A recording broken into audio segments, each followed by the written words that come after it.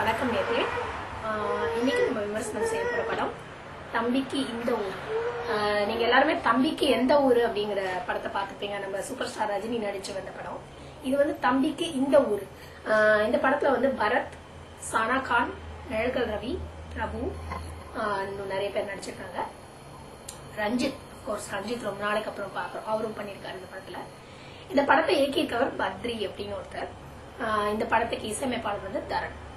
தரனை நம்ம எல்லாருக்குமே தெரியும், 2-3 படம் கேட்டிருக்கோம். தரனோட மியூசிக் வந்து ஆக்சுவலி நல்லா தான் இருக்கும்.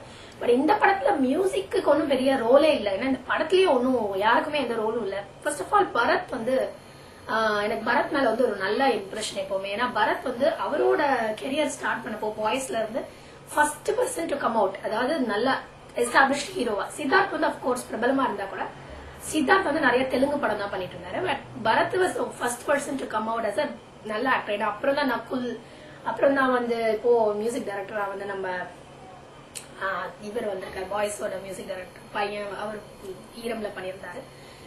சோ அவங்களாம் இப்ப எஸ்டாப்ளிஷ் ஆயிருந்தாலும் முதல்ல எஸ்டாப்ளிஷ் ஆனது பரத் தான். எஸ்பெஷலி ஐ லைக் இஸ் காதல். அது காதல், அப்புறம் எம் மகன், அப்புறம் கண்டேன் காதலை எல்லாம் ரொம்ப நல்ல பெர்ஃபார்மன்ஸ் பண்ணிட்டு ஏன் இந்த மாதிரி கமர்ஷியல் பிலிம்க்கு ஆசைப்படுறான்னு எனக்கு புரியல. ஐ திங்க் பேரரசோட சேர்ந்தோடனே அந்த ஒரு இதுவான்னு எனக்கு தெரியல.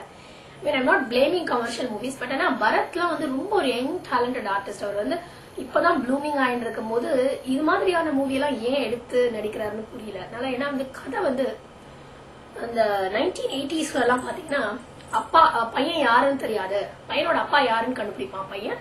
அப்புறம் அந்த கூட்டத்தை வந்து கண்டுபிடிச்சு அவன் அப்பாவோட சேருவான். இது வந்து 1970s எம்ஜிஆர் காலத்துல பண்ண டெக்னிக்க என்ன பேசிஸ்ல இவங்க இப்போ புதுசா சொல்லிட முடியும், என்ன நம்பிக்கையில் இந்த டைரக்டர் இந்த படத்தை பண்ணிருக்காருன்னு நிச்சயமா அவரை கேட்டீங்கன்னா அவருக்கே கன்ஃபியூஷனா இருக்கும். படத்தோட கதை என்னன்னு பாத்தீங்கன்னா சிங்கப்பூர்ல ஆரம்பிக்குது. சிங்கப்பூர்ல இவர் வந்து ஒரு பெரிய பணக்கார வீட்டு பையன் பரத். இவருக்கு வந்து ஒரு டென்னிஸ் பிளேயரா இருக்காங்க ஒருத்தங்க, சானா கான். அவங்க மேல ஒரு காதல் வருது. அவங்க மேல காதல் வந்து என்ன ஆகுது, அதுக்குள்ள இவரோட அப்பாவான நிழல்கள் ரவிக்கும் அவரோட ரொம்ப வருஷத்து நண்பரான, சிங்கப்பூர்ல நண்பரான அவரோட பொண்ணுக்கு அவங்க 2 பேரும் சேர்ந்து நிச்சயதார்த்தம் பிக்ஸ் பண்றாங்க. இது பரத்துக்கு தெரியாது. ஆனா இந்த நிச்சயதார்த்தத்தை பத்தி கேள்விப்பட்டோடனே ரொம்ப ஓப்பனா போய் அந்த ஃப்ரெண்ட் அங்கிள் கிட்டே சொல்லிடுறாரு, இந்த மாதிரி எனக்கு வந்து இந்த கல்யாணத்துல விருப்பம் இல்ல, ஏன்னா நான் வந்து வேற ஒரு பொண்ணை விரும்புறேன், அவங்க மெட்ராஸ்ல இருக்காங்க அப்படின்னு சொல்லிடுறாரு. அப்போ வந்து அந்த நண்பருக்கு வந்து ரொம்ப கோவம் வந்து, நீ வந்து ஒரு அனாதை பையன் தான், அதனாலதான் நீ என்னோட பொண்ணை நீ ஏத்துக்க மாட்டேங்கிற, நீ எனக்கு வேண்டாம் அப்படின்னு அந்த கோவத்துல அந்த உண்மையை சொல்லிடுறாரு. அதுக்கப்புறம் அவர் யாருன்னு தெரிஞ்சுக்கிறதுக்காக சென்னைக்கு வராரு. சென்னைக்கு வரும்போது அவர் வந்து பல பட்ட விஷயங்கள்ல ஈடுபடுறாரு. ஒரு சேரியில போறாரு. சேரியில ஒரு ஆளை கண்டுபிடிக்க போனா அங்க போய் ஏதோ எம்ஜிஆர் பாட்டுக்கு டான்ஸ் ஆடுறாரு. அதுக்கப்புறமா அவர் வந்து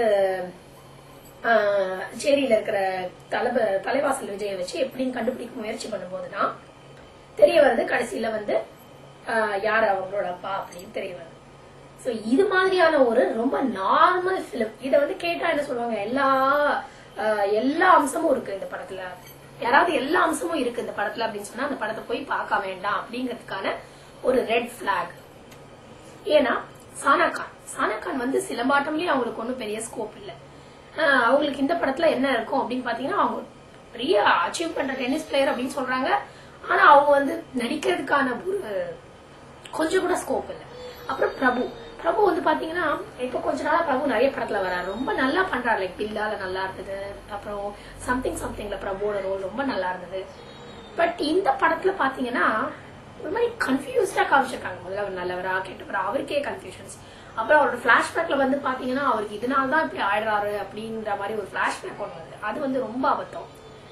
சோ ஓவராலா நான் இந்த மூவியை ரேட் பண்ணணும் அப்படின்னா இந்த மூவிக்கு வந்து 5க்கு 1 மார்க் கொடுக்கலாம். ஏன்னா வந்து that too for the time and amount invested, அதுக்குதான் வந்து 1 மார்க் கொடுக்கலாம். ஏன்னா now the film making is different. இப்போ வந்து film makingலாம் பழைய மாதிரி film making இல்ல. இப்ப நிறைய சேஞ்ச் ஆயிருக்கு, நிறைய போட்டோகிராஃபி எஃபெக்ட், போட்டோ எஃபெக்ட்ஸ் வந்திருக்கு. அப்புறமா வந்து ரொம்ப இம்ப்ரூவ் பண்ணி போயிட்டு இருக்காங்க. பட் இந்த பீரியட்ல வந்து இப்படி ஒரு படம் எடுத்தது வந்து என்ன பொறுத்தவரையில